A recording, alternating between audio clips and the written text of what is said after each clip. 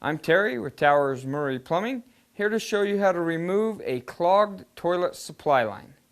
Now if you've got a clogged supply line, first thing you want to do is make sure it's actually the supply line that's clogged and not the fill valve inside the toilet. Easiest way to do that is disconnect the supply line from the bottom of the toilet, turn it over into a cup or a bucket, turn the water back on. If no water comes out or very little water comes out, then you know your supply line's clogged and you'll need to replace it. So once you've got that thing shut off, flush your toilet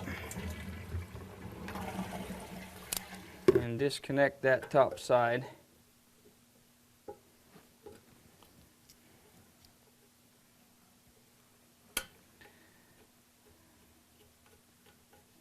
Turn that over. You get a little bit of water out. You may need a sponge or a rag.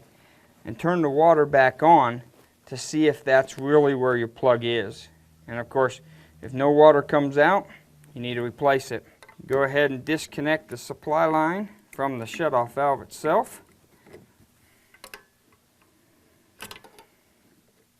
And those do come in a couple of different lengths. They also, this end, your compression end, does come in different sizes, so make sure you get that matched up so you have the same size. Take your new one. Make sure you tighten the side up, just snug it up. Reinstall the top side. Same thing once you have it hand tight. Now some of them will require just hand tight. Some of them will require you to take your pliers and snug it. And again, I'm Terry with Towers Murray Plumbing, and we've shown you how to replace a clogged toilet supply line.